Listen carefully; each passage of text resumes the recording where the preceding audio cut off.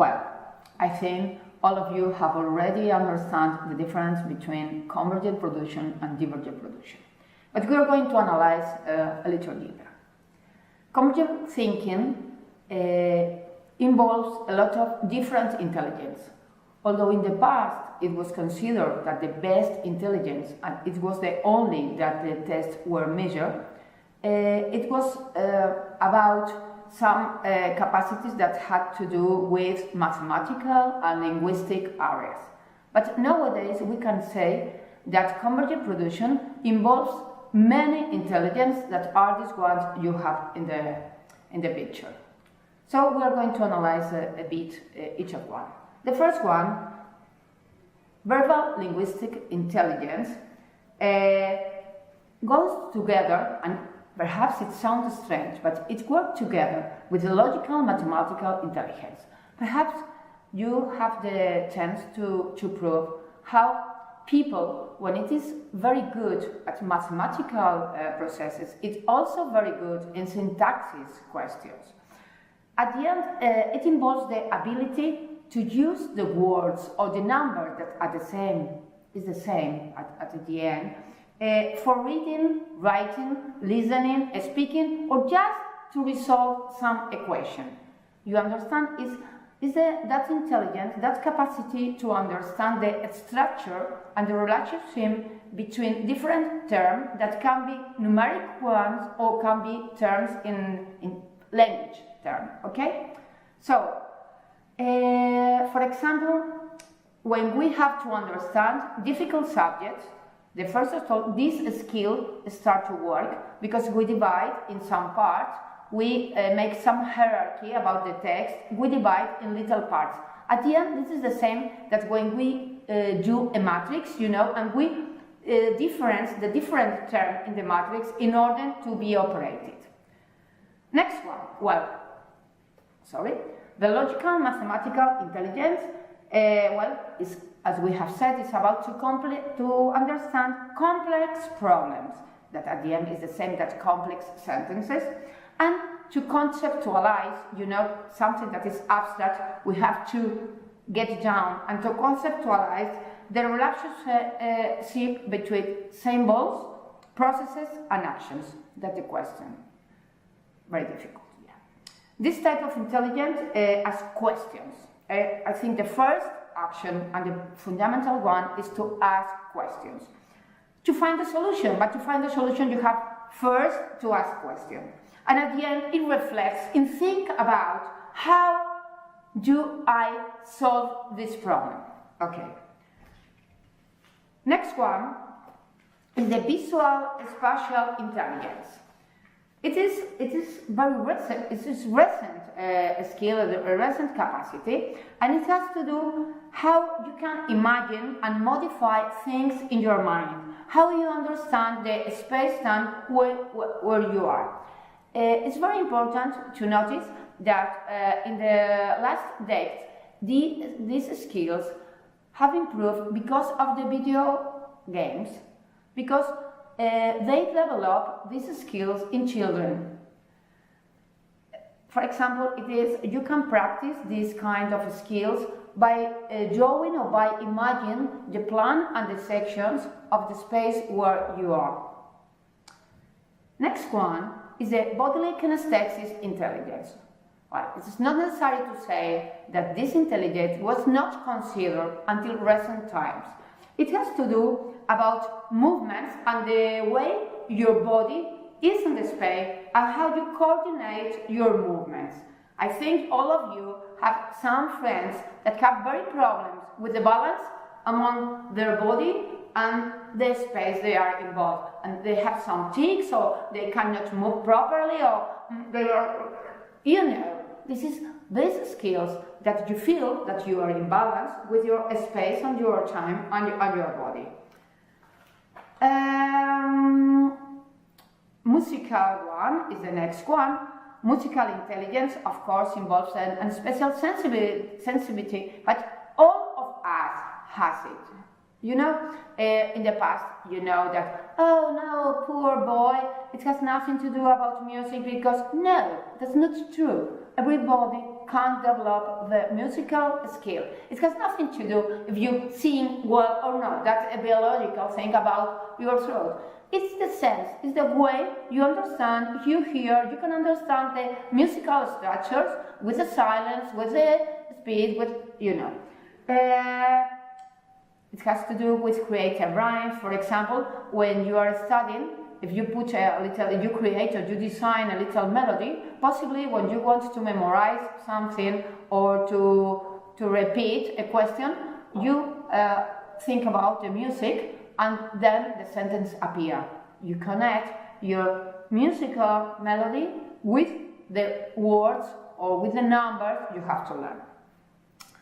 And finally, there are two intelligences that were discovered by Goldman. Perhaps you have heard about the bestseller Emotional Thinking. And these are the two last intelligences, the interpersonal intelligence and intrapersonal intelligence. It is, I don't know how people could live without this kind of intelligence. Well, I know, that's the war and everything that happens in the world. Interpersonal intelligence is about social interaction and understand how people move, their motives, their emotions, and all of this. Of course, it has to do with empathy. Empathy, at the end, is the capacity, is the skill to put in the place where people it is. It is a way, but it is not easy. You have to place in the where is the thief, where is the criminal, where is the people that you have nothing to do with them, but you have the skill to imagine you are in their position. That's empathy. And intrapersonal is the same, but with yourself, okay? You have to think, how do you think? How do you move? Why do you think? Okay, it's at the end to know your movements, your emotions, your capacities, your skill. And next, Manuel is going to speak about divergent thinking. So now we're talking about divergent thinking. Divergent thinking typically occurs in a spontaneous, free-flowing manner, such that the ideas are generated in a random and organized fashion. It is also known as creative thinking. Creativity is the result from divergent thinking. It involves some special skills and capacities. First one is complexity.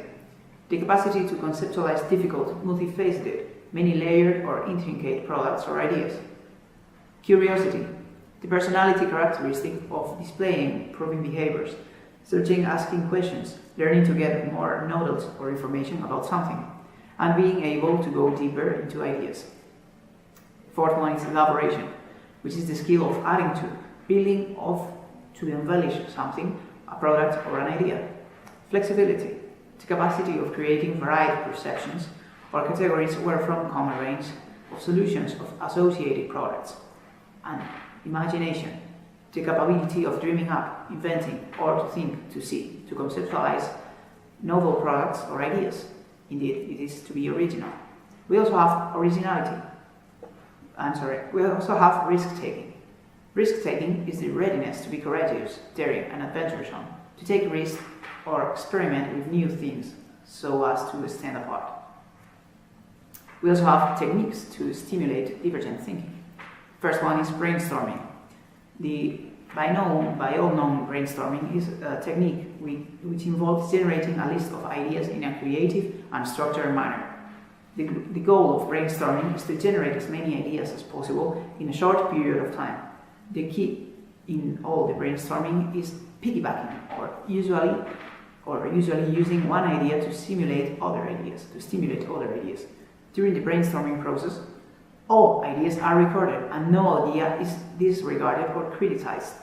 After a long list of ideas is generated, one can go back and review the ideas to critique their value or their merit and choose one. Keeping a journal. Journals are an effective way to record ideas that one thinks of spontaneously. By carrying a journal, one can create a collection of thoughts of various subjects that later become a source of a book of ideas. People often have insights at unusual times and places. By keeping a journal, one can capture these ideas and use them later when developing and organizing materials in the pre-writing stage. Another one of them is free writing. When free writing, a person will focus on one particular topic and write non-stop about it for a short period of time. The idea is to write down whatever comes to mind about the topic without stopping to proofread or revise the writing. This can help generate a variety of thoughts about a topic in a short period of time, which can be later restructured or organized following some pattern of arrangement. Another one is mind or subject mapping. Mind or subject mapping involves putting brainstormed ideas into the form of a visual map or picture that shows the relationship among those ideas. One starts with a central idea or topic, then draws branches of the main topic which represent different parts or objects about the main topic. This thing makes the main topic develop further. For example, a topic may have 4 different branches or subtopics, and each one of these 4 branches may have 2 branches of its own, subtopics of the subtopic. Why not? This includes both divergent and convergent thinking. Now, we're going to talk about some mental flexibility exercises in order to improve creativity. For example, use your non-dominant hand for brushing your teeth, writing, or using the remote. Vary your usual routine. Take a different way to work or to class. Seek out social stimulation, especially with people you don't already know. Put your watch on the other wrist. Turn pictures on your desk upside down. Randomly move your wastebaskets, stapler, pen holder, etc. Show at different stores than usually. Vary your usual route through the school, or look at magazines written for the opposite sex or it. And in last place, Atu is going to talk about lateral thinking. Hello again. Now we are going to see 2 terms that many people misunderstand. One is lateral thinking, another one is critical thinking. Both of them are very important for our students, and we as teachers have to develop in them. The first one, lateral thinking, was created by Edward de Bono, and indeed I think the best bibliography about it is from Bono. The term lateral thinking describes an approach to problem solving that the emphasis must be put in creativity and logic, what we call horizontal and vertical thinking. In this sense, although many people think lateral thinking is a subcategory of divergent thinking, I think no. I think actually involves a combination of divergent and convergent thinking. Lateral thinking is to use imagination to solve problems by looking at them from an unexpected perspective. So, lateral thinking involves discarding the obvious, leaving behind traditional modes of thought, and throwing away preconceptions. So first, you clean the landscape, you start for the 0 grade, and then you start to think the conflict. Once you have a lot of solution, you can change to a convergent production and develop it in a logic way. Lateral thinking is also known as out-of-box thinking. Now we are going to see critical thinking. Critical thinking has a lot to do what we are going to see in our case of studies. It's a thinking that is very remote. Indeed, I think we can place the origin in Athens, in Greece, with Socrates, 2,500 years ago. Because Socrates established the importance of evidence of making questions and analyzed by Socratic questioning. They involve both cognitive and affective components, and I think this is the most important thing that you have to get to achieve in your classroom. The cognitive and the affective questions working all together. Critical thinking is the intellectually disciplined process of actively and skillfully conceptualizing, applying, analyzing, synthesizing, and evaluating information altogether or generated by observation, experience, reflection, reasoning, communication. Okay, all together. I think that is the word, cognitive and affective all together. Critical thinking is thinking that addresses itself, to reflect about how we are doing and why we are doing it this way. And critical thinking has two components, and that is very important. Not only a set of skills to process and generate information, but a habit of using those skills to guide behavior. So it's very important what Manuel said about how to change your habits, your way of life, but all the day, but daily little movements that step by step change the way you move, the way you think, and the way you do. In other words, it is not enough to have the skills for critical thinking. You also need to employ them. That's the key word. Finally, questioning is the key to sound reasoning. Questions define the path of our thinking. They determine the evidence that we seek, and they lead us to new levels of understanding. Please, teacher, never stop asking questions, and please allow your students to do as many questions as they want.